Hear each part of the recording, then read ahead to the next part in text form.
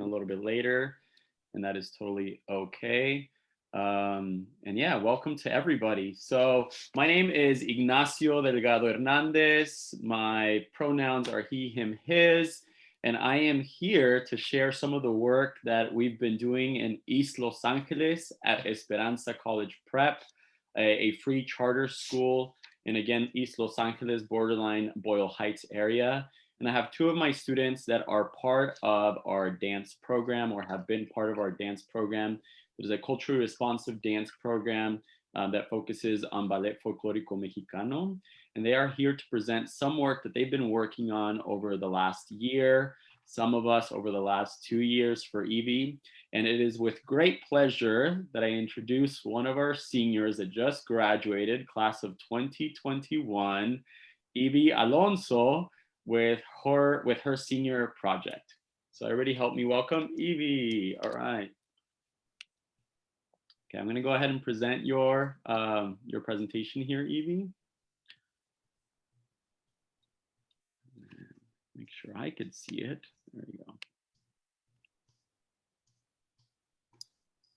And then Evie, feel free to get us started. And Ruth, if at any point you need to interrupt for whatever reason, please just go ahead and unmute yourself and let me know, okay? Yes, absolutely. Hi, Ignacio. Before we get started on this wonderful presentation, I would like to give the FYI. This training is offered through the Crisis and Recovery Enhancement TA Center, also known as CARE, and it was funded by the California Department of Health Services, the HCS. The views, opinions, and content expressed in this presentation and panel does not necessarily reflect the views, opinions, or policies of the California Department of Health Care Services. In case of any security issues that may occur, the session will be immediately ended and it will not resume. We will send a separate email to all participants with further instruction. And so this session will have participant cameras on. Feel free to open up your camera so we can see everyone in the all participants. The audio functions will remain off. If you have any questions you would like to ask the panelists, feel free to include them in the chat box. Other than that, you are more than welcome to use the reactions, the little hearts or the little claps, if you do want to share express your feelings during the presentation and your support for the panelists. Yeah, now it's time to begin your panel. I send it off back to you, Ignacio.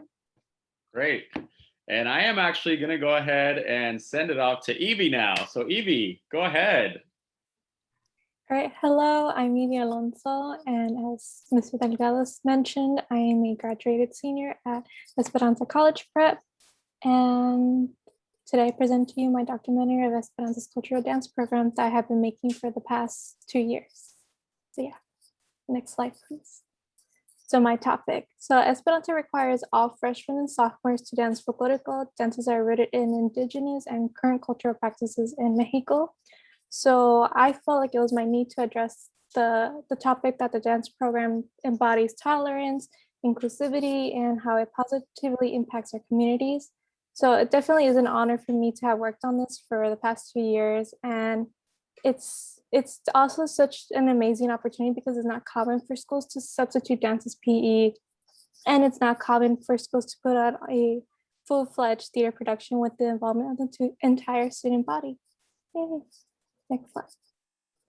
So my medium is ECP, which is AKA Esperanza College Prep, open my perspective on creating positive multi-generational change with our communities. So this reason has this idea of PMC, so positive multi-generational change, has inspired me to hopefully become a film director to help shed light on issues that are faced with underrepresented communities. And I want to share stories that connect people from different backgrounds, stories that are thought-provoking, and give a voice to marginalized communities. And second, the idea of making a documentary was to address my topic visually while being able to connect with the audiences if they're part of Esperanza College Prep's dance program. Next slide. So these are my sources of inspiration. So first, I have Luis Valdez. So he is a Mexican-American film director.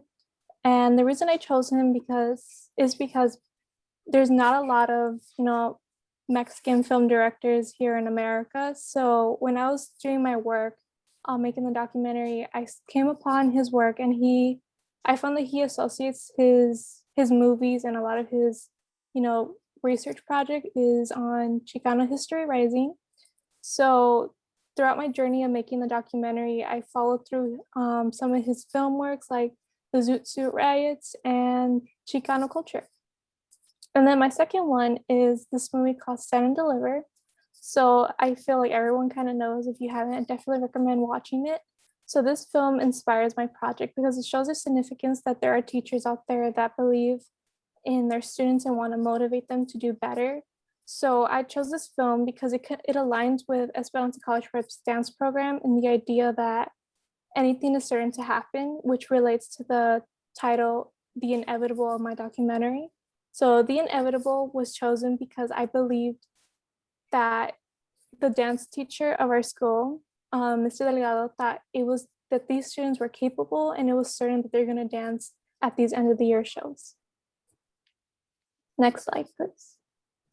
Okay, so final product is a 51-minute documentary published on YouTube. So it's accessible to everyone and it's free. That's how I want anybody to see it. I don't want nobody to pay for it. And that's how I kind of want to involve my community.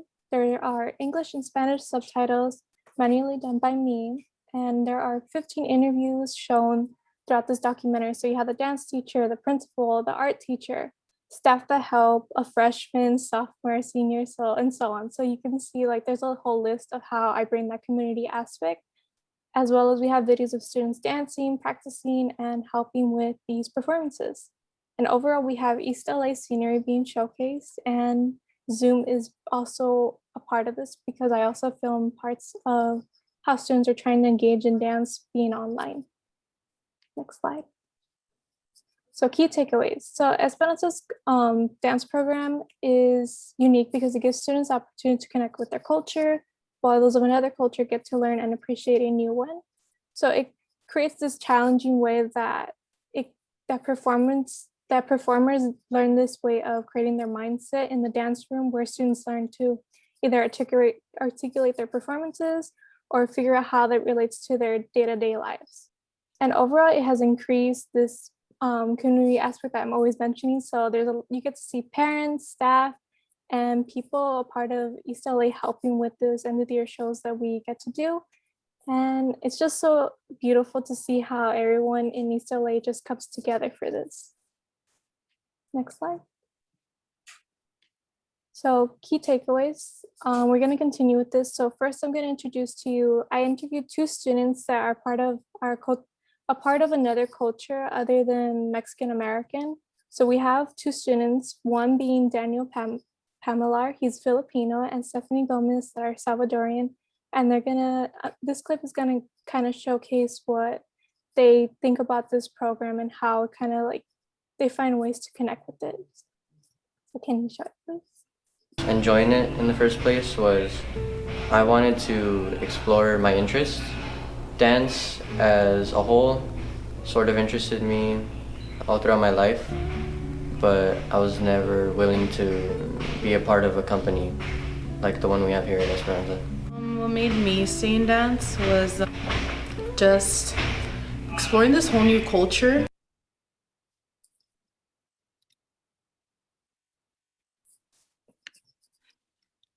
Enjoying it in the first place was I wanted to enjoying it in the first place. No worries. So as you can see, so majority of Esperanza consists of Hispanic students, but little by little we have had students of Asian, African American, and Latino backgrounds. So the reason I showed this is that even though you may not be part of the Mexican culture, you get to learn in a culture appreciative aspect. So in fact, the dance program helps to align dances rooted from different cultural backgrounds. So because folklorico is blended from all over the world, basically, from France, Germany, Asia, and the music and dances are practiced today from all around the world. So in this little clip I'm going to showcase is also, it's going to show this scene where two dancers that align with dance connecting with their mindset. Dance challenges my abilities because I'm normally super shy, and since I started performing, he always talks about confidence and like showing that to the audience, and I guess that's my biggest challenge. Dance challenges me, my own abilities, like a lot, especially mentally. I feel how like he's always talking about being confident, showing like your confidence. I've always struggled with my confidence, and since I've joined dance, like I'm slowly like being more like out there and like being a little bit more confident, and like I'm slowly getting there. And it like there's obviously times where like things get hard, and like dance really like helps. Okay, so the first student is Frida Islas. So she explains how dance has helped with her confidence, and Molly Gomez then adds on relating to that and then talks about how it's helping her with her personal life. So as a viewer and a former dancer, I took away that stage presence is key in allowing students to learn and become confident with their lives. So I, for one, became comfortable little by little because of dance and trying to embrace my own body and being okay with it.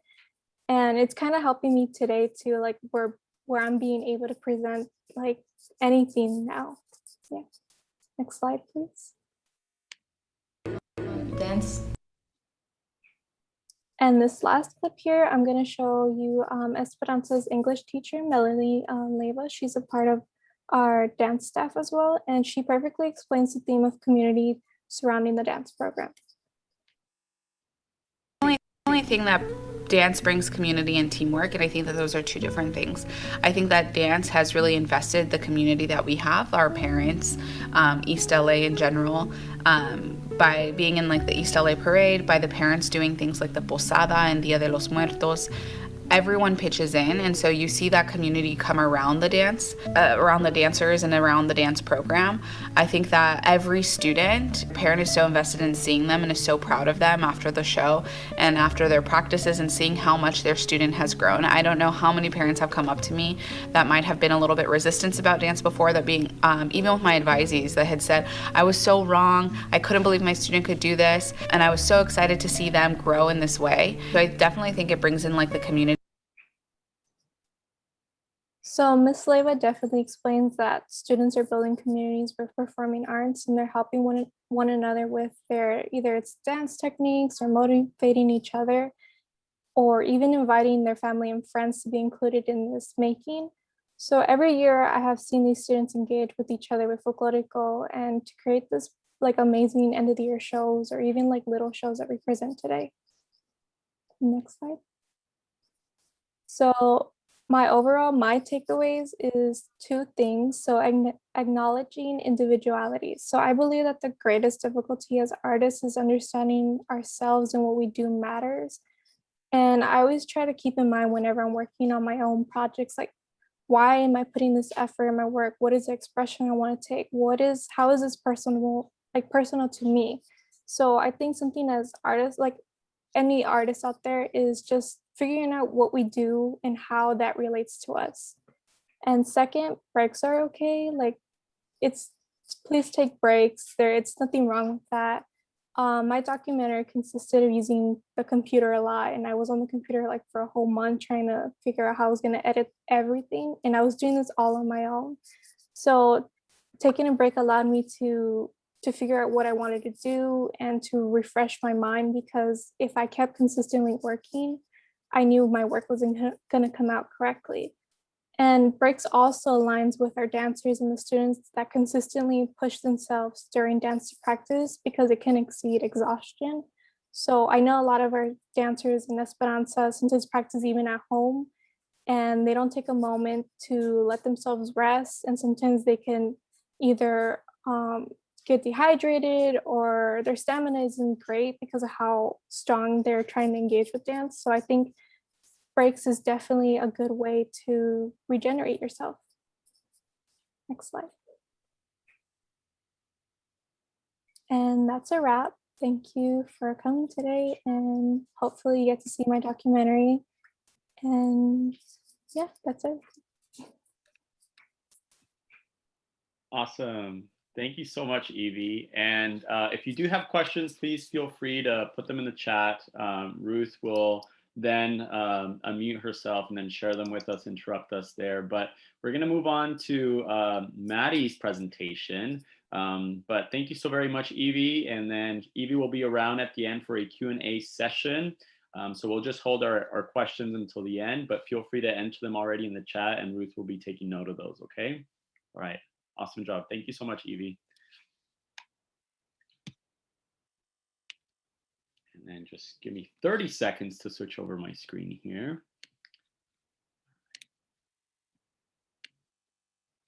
And our next presenter is Matthew Matty Villegas. And Matthew is a graduating senior also and a founder. I forgot to mention that about Evie also. She's part of our founding class. So this is our first graduating class at Esperanza College Prep. And Maddie is a part of that graduating class. They actually just walked the stage this Saturday here in Los Angeles at the Bank of California LAFC Stadium. And we're super excited for Maddie to also be here presenting his senior capstone project, his senior graduation project with you, because it's very special and it may speak to a lot of us here. Okay, so Maddie, I'm gonna go ahead and present my screen and then you let me know when you want me to get started, okay? Good afternoon, everybody. My name is Matthew Alexander Villegas. It's a pleasure for me to be here with all of you. So a little bit about myself before we begin taking a closer look at the virtual museum that I have. So I was born in Downey, California, but I was raised in East LA, and I still live in East LA to this day. And I just want to say that I think by the end of Evie's presentation, I think this is a really good transition to actually get into the regions and take a closer look at the regions overall. So yeah, let's get started. So the organization that I have that I made was is called Muñecas Sin Fronteras. So we could take a closer look into the title. Maybe you can change the slide, please.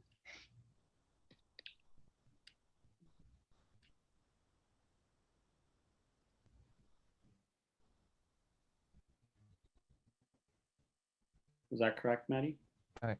Okay, sorry. Okay. So behind the movement, yeah. So behind the movement. So a little bit about Muñecas Sin Fronteras. So growing up, I noticed how the toy brand American Girl didn't show much diversity through their historical collection of characters and books.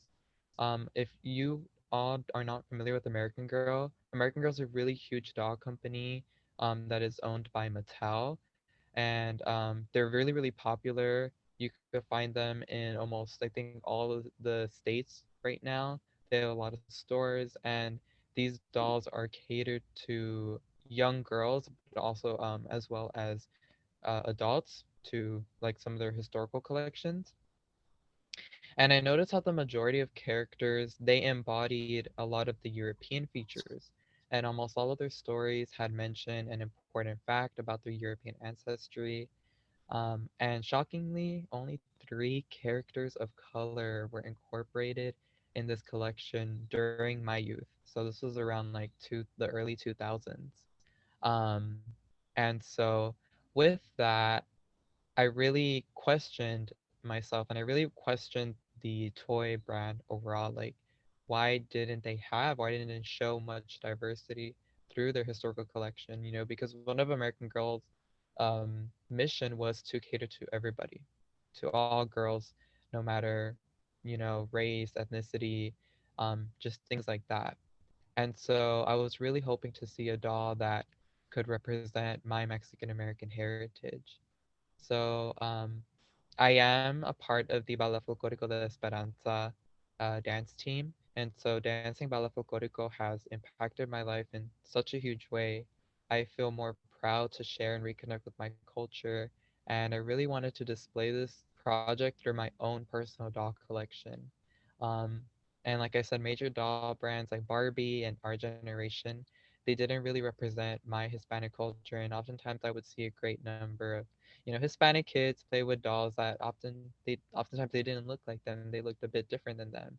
And another thing too is that, of course, we do see some dolls that are made from Barbie that they do actually represent the Mexican American heritage, but oftentimes they're too expensive and they're not available for everybody. And so with my organization, with my movement, I really wanted to display the Mexican culture to these dolls.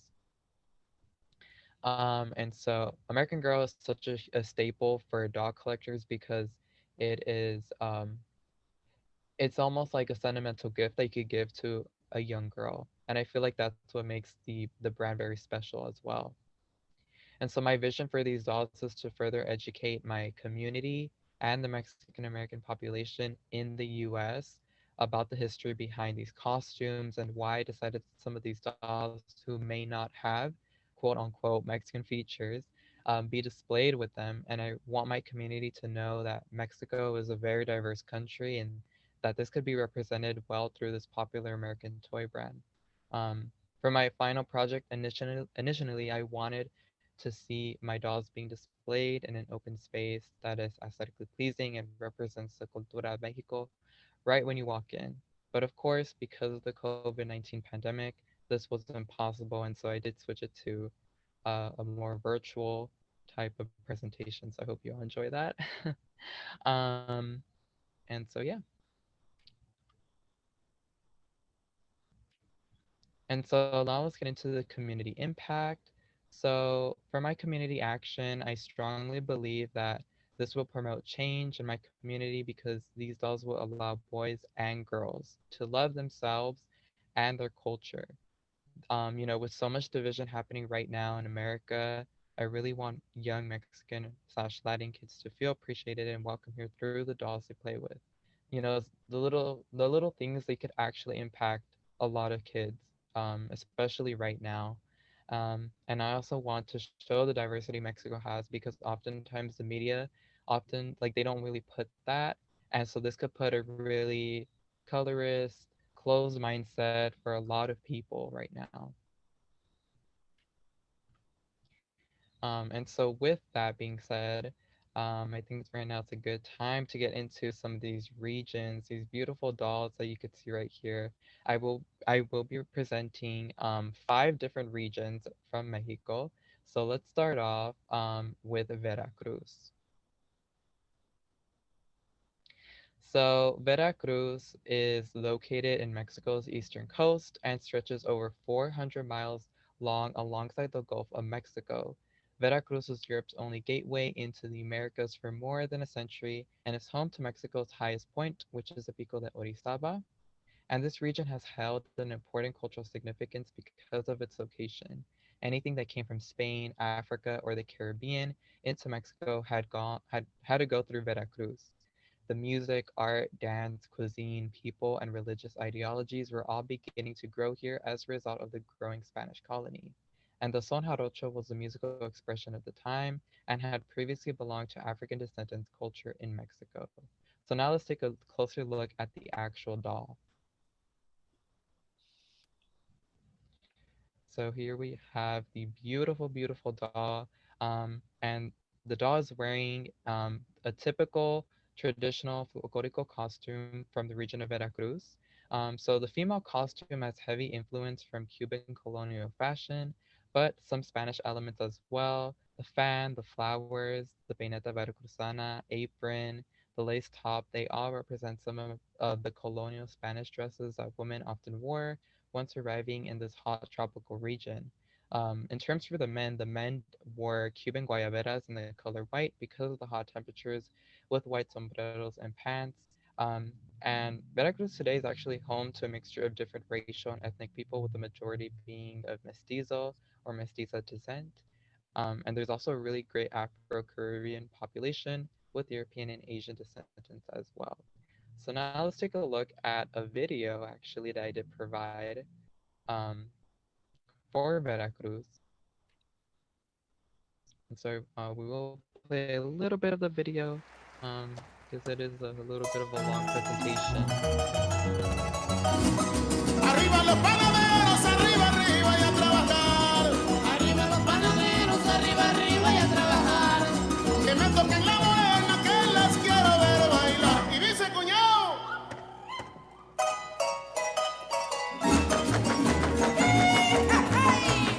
¡Así, morenita!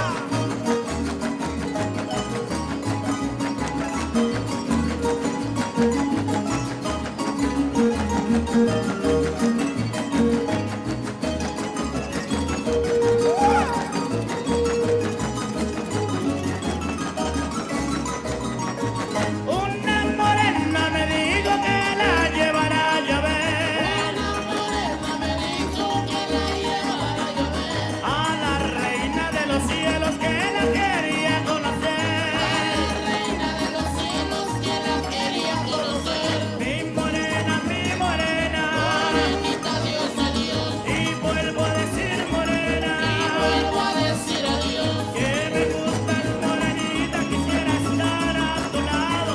Tus ojitos, tu boquita me tienen apasionado.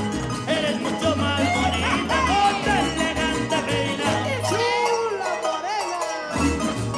¡Opa! ¡Eso, Leolita!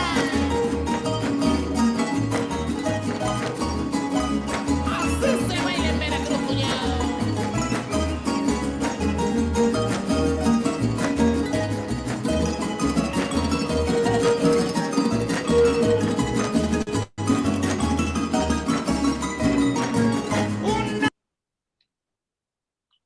Is that good, Maddie? That's amazing. Okay. So as you could see, the beautiful, beautiful dresses, the costumes, and I'm sorry, I just get amazed by the spins and everything. It's just like so mesmerizing. Oh my gosh. But yeah, I also did provide some photos of the region, so let's take a look at that. And so yeah, that is it for Veracruz. Now let's continue on with the next region, which is Guerrero. So Guerrero, there's a lot of history behind this region, but to sum it all up, Guerrero is located in the South Pacific region of Mexico and is named after actually one of the Mexican independent heroes, Vicente Guerrero. In the state, you could find the famous town of Acapulco, Chilpancingo, Taxco. They're all very, very historical states, and they also played a really major role in the development of the region as well. And so in the early history of the state, we had a lot of different indigenous populations that inhabited it along the coastline of Mexico. And so this did influence some of the culture of the region. And you will be seeing that later on in the costume and in the dance of the region. What's really, really interesting about the state itself is that they have actually they have some Asian ancestry and history, and I didn't know that when actually before researching about the state. So surprisingly, the Manila Galleon actually made an annual trip from Acapulco to Manila and the rest of the Orient, and so this did bring some into the region, and this later on influenced a lot of the cuisine, the religion, just all of that in general of the region. So let's take a look at the doll.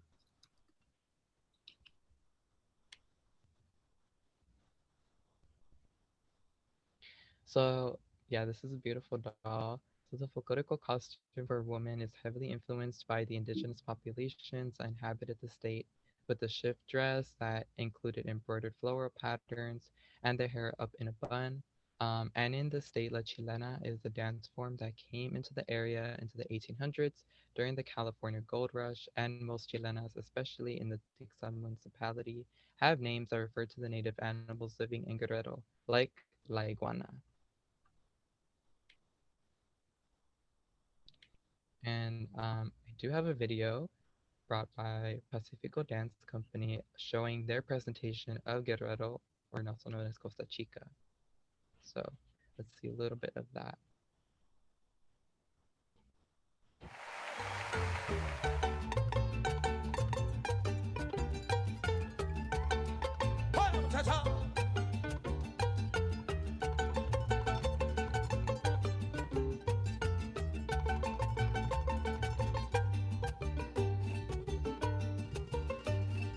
Toma tu mezcalito para besarte en la boca, porque con los picositos morena me vuelves loca. Toma tu mezcalito para besarte en la boca, porque con los picositos morena me vuelves loca. Mi negra, tú me dejaste como un rayito encendido. Te confundiste en la arena cuando me hice tu marido. Te confundiste en la arena cuando me hice tu marido.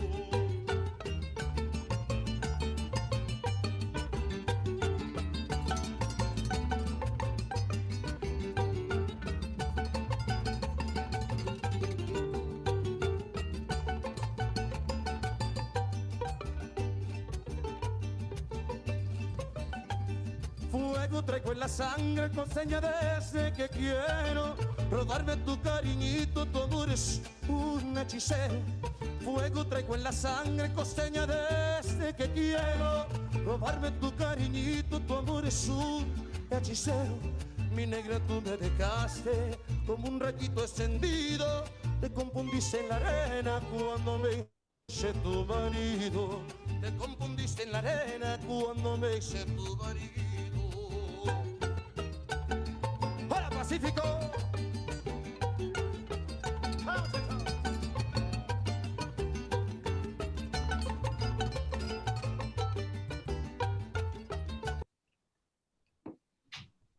Yeah, beautiful, beautiful. So now let's take a look at some of the pictures that I provided for the region. As you can see, I did provide a little bit of the map that I was talking about, the Manila Galleon, and some of the trading routes that happened between North America and Asia. And there's also a really great Afro-Mexicano population also living in the state as well as a result of the slave trade and the history behind all that. So I also did provide some photos of that as well. And moving on to our third region, which is Nuevo Leon. And so Nuevo Leon is located in northern Mexico, and it borders the American state of Texas, alongside the Rio Grande River. So in this state, you can see the major city of Monterrey, and also other border town cities. I'm not too familiar with some of them. Yeah, I think some of them, actually, I'm thinking about like Ciudad Juarez, but I think that's in Chihuahua. But interesting to the state is actually the arrival of German settlers that lived in the Texas Hill Country and in the state of Nuevo Leon itself. And so the Germans established breweries and played an important role in the agriculture of the state. Their influence in Texan and northern Mexican culture is unmistakable, as the country's Western and piano music became a widely played genre throughout the area. And also another interesting fact about the region is the settling of Mennonite groups. So these groups of people brought their Anabaptist religion alongside Dutch and German languages to the region. And today there are about 100,000 Mennonite members living in Mexico, especially in the northern and southern areas of the country. So let's take a look at the doll.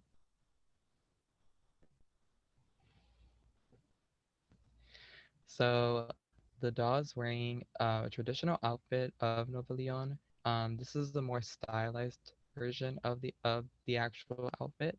But the folklorico costume of the region for women has heavy German influence. It's lightweight, elegant, and was widely used by the early settlers for primarily agricultural reasons. The men wear the popular and well-recognized leather fringed vest or coats, boots, and cowboy hats. And the style of dance for this region is the German polka, and this partner style of dance is known to be very fast-paced, and the Tejano music was based on corridos from the Mexican Revolution. And today, Nuevo Leon is the third most industrialized Mexican state, and is one of Mexico's leading producers in iron, steel, and chemicals.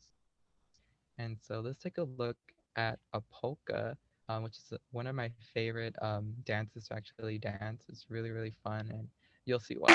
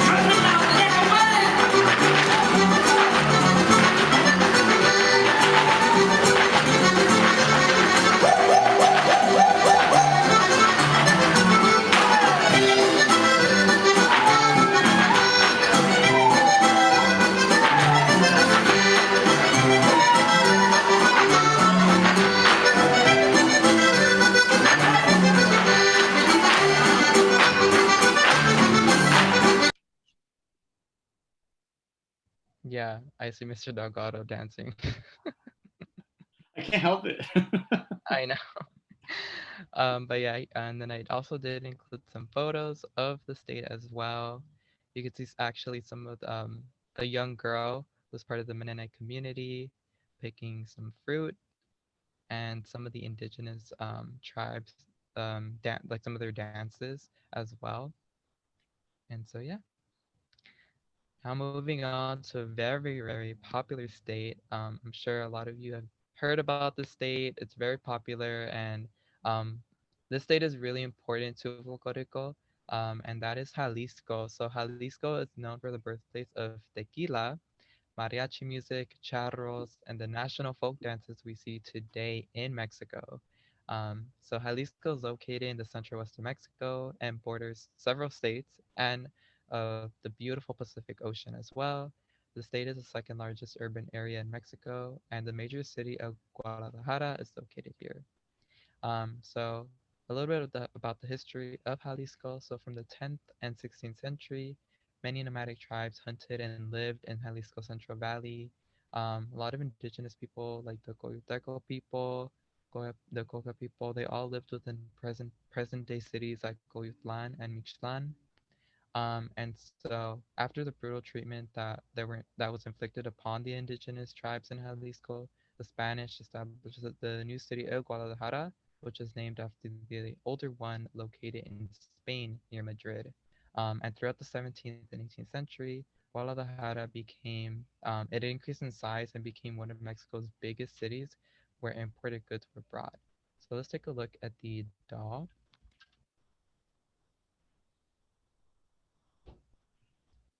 So the folklorico costume for the women, they wear a ranchero design dress with unmistakable indigenous influence, bright colored ribbons, and Spanish colonial dress attire. And of course, the men, they wear the big sombreros and traditional Spanish charros with the silver lining and details all along the suit.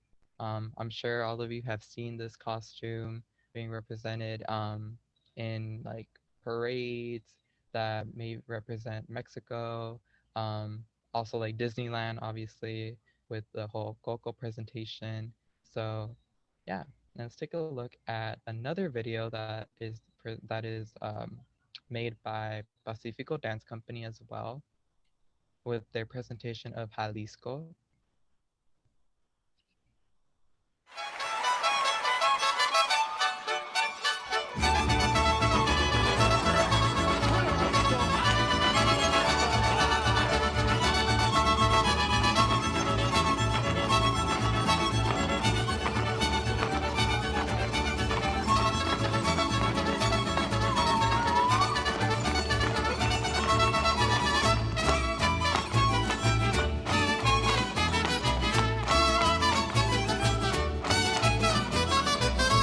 Date gusto, vida mía, que yo me daría otro tanto, que yo me daría otro tanto. Date gusto, vida mía, como yo sé que algún día el gusto se vuelva llanto, el gusto se vuelva llanto. Date gusto, vida mía. Ay, la, la, la, ay, la, la, ay, la, la, la, ay, la, la. Este gusto es el demonio que los muertos resucitan, salen de la sepultura moviendo la cabecita.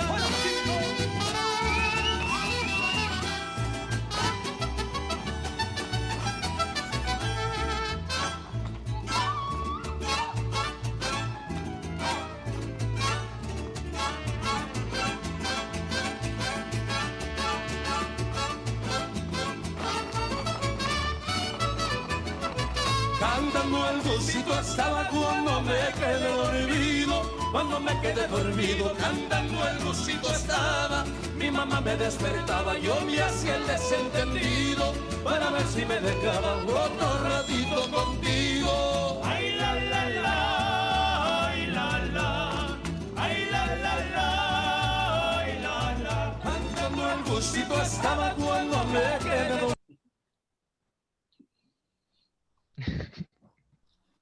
I love the hat. Sorry, I had to. I have it right here. But yeah, yeah. So I also did provide some photos of the region, as you can see. And now moving on to our last region. This region is actually really special to me, and I did save it for the last because this region is actually where my mom's family is from. And so that is Sinaloa. And so Sinaloa is located in northern Mexico and is one of Mexico's most modern and prosperous states. This region is home to some of Mexico's most famous and well-known performers, such music groups such as Pedro Infante, Lola Beltran, and of course, the Banda Sinaloense del Recodo by founders Luis Perez Mesa and Don Cruz Lizarraga. And up until the early 1970s, Sinaloa did not have a formal regional dance, but with the effort of some local choreographers and indigenous interpretations, the loud, violent, and explosive banda style of dance was created. And they have heavily influenced from ranchero songs and sones, and the repertoire of banda included many different rhythms, even the mambo. So let's take a look at the doll.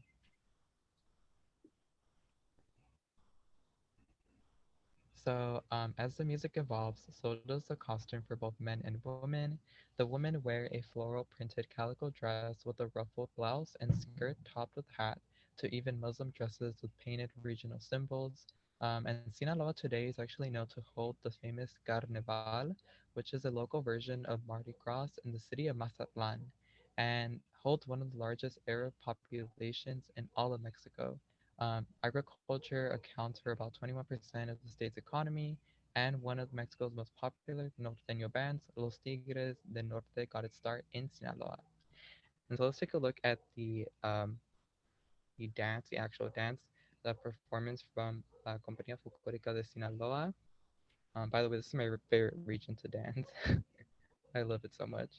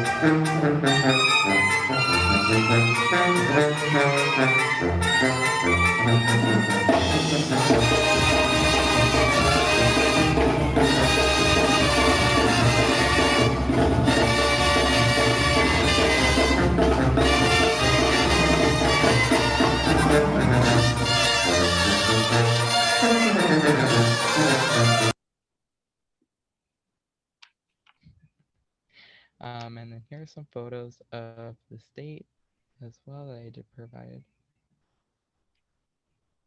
And so, yeah, that is it for all of my regions that I presented.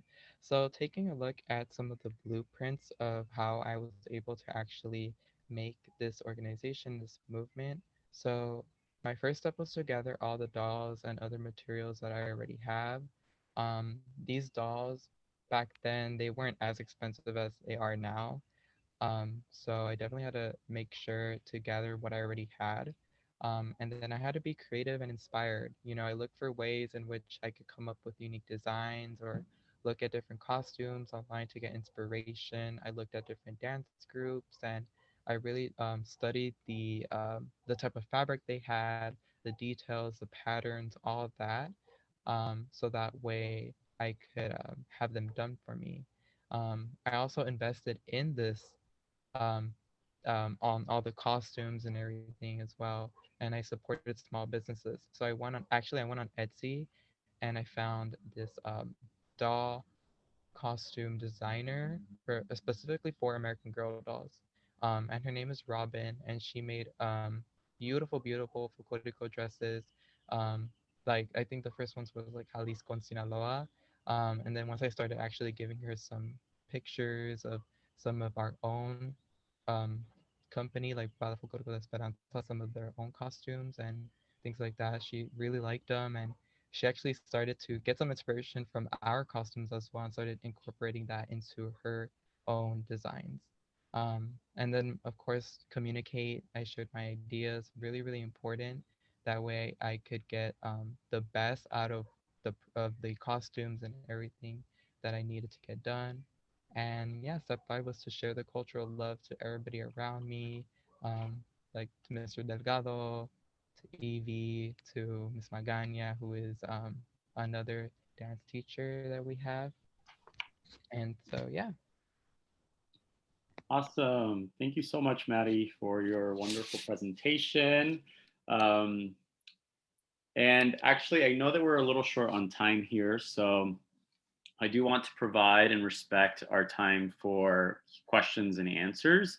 And so just a little bit before we move on to that section, if you joined us a little bit later, both Evie and Maddie are graduates of Esperanza College Prep High School, which is where I teach. I am the director and founder of the dance program there, as well as a founding staff of Esperanza College Prep, where we have 100% college acceptance as well as 100% graduation from high school. And they actually just walked the stage this last Saturday. Evie took a behind the scenes sort of approach with our dance program after her first 2 years of dance, and she became our documentarian. At her own accord. I mean, I invited her and everything along the way, and she created something all on her own, which I think was really beautiful. And it's going to be that evidence of community that our dancers, once they leave Esperanza, will always be able to turn back to, go to YouTube and see what we created together. Evie is also going to be moving on to USC to continue studying there and then continue creating content for our communities and hopefully still working together. Even though I'm a Bruin, I'm still like, go Trojans, okay? And then Maddie actually represented the women's role on stage and did a lot of the blurred lines of gender identity and representation on the stage. And I want to say also created that path and carved that path for others to follow, for other queer youth at our school to also follow and bend those gender norm roles that we have in folklorico. And so we do have other students that after Maddie started representing other genders in our dance program. And so Maddie's a super important person in our school, a role model and a pioneer really in folklorico, being courageous to be authentic and giving Maddie the stage to do what he does best. So that's a little bit about us. And I will be sharing the link to Muñecas Sin Fronteras with Ruth so that Ruth can share it with everyone. But we're gonna go ahead and open it up to a question and answer session. Yeah, so if you have any questions, participants, feel free to include them on the chat. So far, no, we have not received any questions. Okay, I'm gonna go ahead and let me copy and paste this link here for Muñecas Sin Fronteras so that you have it. Just give me one moment.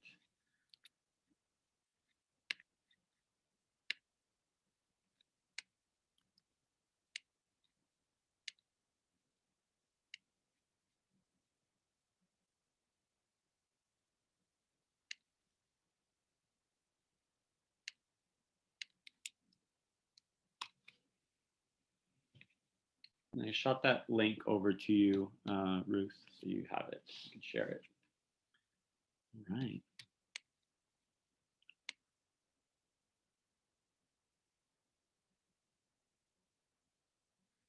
So if there's no questions, I'm going to go ahead and just propose some questions here to our panelists. So going back to day one of Esperanza College Prep, when we founded this school, there were only 40 students. Eventually, our enrollment increased. Thank goodness, because I thought I was going to get fired. The visual performing arts teacher is always the first one to go, unfortunately. So I knew the reality of that. But fortunately enough, over the next several days of our founding of our school, more students came. But going back to that day, Maddie, Evie, either one of you, when you heard that you had to take folklorico as part of your curriculum at Esperanza College Prep, as part of your high school experience, what did you think of that, or how did you feel versus how do you feel about it now? Okay, so for me, when I found out we were gonna take dance, I was like expecting like hip hop. So I was like, oh my God, like I want to learn how to like, move my body. And then when I found out it was folklorico, I was like, oh, okay, like, all right, like, oh, I'm down, But for me, because in middle school, I actually was like, I wanted to do folklorico. So I was like, how do I get into it? Like, how do I do it? But unexpectedly, Esperanza, had folklorico. So I was like, oh, okay, you know what? Let's try it out. Let's see if I like it. So after 2 years of dancing, well, the first year was like the biggest challenge for me because, nobody knows how to dance. And there was like, my class was like had the least students, and it was like the most hardest period to like get everyone to dance. And but when I worked so hard, I was able to get my solo for the end of the year show, and that was incredible for me. And I wanted to present that to my family because folklorico is like a part of them, and it's part of where they come from. And I was really excited after I completed that show because like I did it. I danced all I had to do. I danced this solo. My parents have videos. And then second year came, and that was like, okay, I have another journey to present and I had to do this. I had to work harder. So I was put into dance level 3, the hardest level, and I had to keep pushing myself to do my best and see what dances I will get into. But little by little, I was like, you know what, I don't, performing wasn't for me, and I wanted to do something else. And I decided, you know what else can I do but stay connected with this dance program? So after, summer came and junior year came, I met up with Mr. Delgado, and I was like, you know what? I don't want to dance anymore, even though he pushed it. He's like, you want to join? I was like, no. And I said, you know what? I'm going to do something. And I love filmmaking. I want to combine these both things together and figure out what I want to do with this. And here I am today with the documentary to present to anybody that wants to see it. And it's going to be in Esperanza forever. So it's definitely an amazing journey. And I'm super, super proud to see how much it's grown. Yeah, also a little bit more background information about Evie. Evie actually got a full ride scholarship to USC, which is amazing and great. She's leaving with so much money off to college. So proud of her. First generation as well, college going, and definitely made us really, really proud. And this documentary also brought a lot of attention to our school, to our program, and it is most beautiful because it is student made. Which is what makes it really nice, I think. And it brings it full circle where students, regardless if they are into this craft or not, right, into these practices, they will still find a way to connect to it in one way or another. And for her, it was through her passion of filmmaking. So yeah. I also recognize it is 2:28, but Maddie, would you like to end us with any share outs, words of reflection? Please go ahead. Yeah. I think coming into Esperanza, and when I heard that we were going to do folklorico, like mandatory, it was actually really funny because my aunt, she actually danced folklorico back in high school, and she was able to go to Europe with my mom as a high school. And so she was able to perform there, and she shared a lot of that with my family. And so when I found out that we were going to be doing it mandatory at Esperanza, at first it was really hard for me because I wasn't used to dancing it, and I wasn't used to dancing something like that in general, you know. Um, I gave the first year a try dancing the male role, and I mean it was all right. I liked it, but at the same time, I looked at the woman's skirt, the costume, and I was like, wow, it's so beautiful. Like, maybe I could try it out, see how it goes, you know, and so when the second year came and I auditioned, and I decided to put on that skirt, it just made me want to dance folklorico even more, and I appreciated the art form even more, and I really liked how I was able to represent my queerness through dance, especially like through cultural dance like Mexican, um, and that to me was really, really beautiful. And yeah, like I don't know, like it gives me goosebumps every time I go on stage because it's like I feel so good. I feel I feel really beautiful. I feel like wow, like a different person, and it like changes you almost. Yeah. Thank you so much, Maddie. I think Evie and Maddie are clear examples of what happens when we as professionals in our field get out of the way, right? When we're finally able to step back and just let them be. and truly maximize their potential. And they've done it in their own capacities, in their own ways. And it's been a huge learning process for me as an educator, as well as a cultural arts educator and practitioner, of what this could potentially look like. For Maddie specifically, I noticed that Maddie was going through our audition process for our performing group, because we have several different subgroups of 380 students that participate in this program. And I noticed that Maddie was rehearsing the woman's role more passionately than the male role. And so that's when I asked Maddie, do you want to audition as the woman's role? I didn't know necessarily what that would look like for Maddie, but I did say, like, this is going to be really good for you to just be your authentic self. You're going to have to work really hard. You may get some pushback, but you know what? You do you. And so this is just another clear example for me as a professional, and a reminder, right? We need to allow our kids to do what they wish to do. When we step back, finally, we've taught them some skills. Let's let them be, right? And really transform into who they want to be. So that is it from me, from us. Ruth, if you want to say any last words here, and then I do have another session myself where I get to tell you a little bit more about this program. Okay. Yes, thank you so much, Ignacio, Evie, and Maddie. Absolutely, you are. Thank you for attending, everyone. You are. I have included the link to this session's feedback form. Feel free to fill out.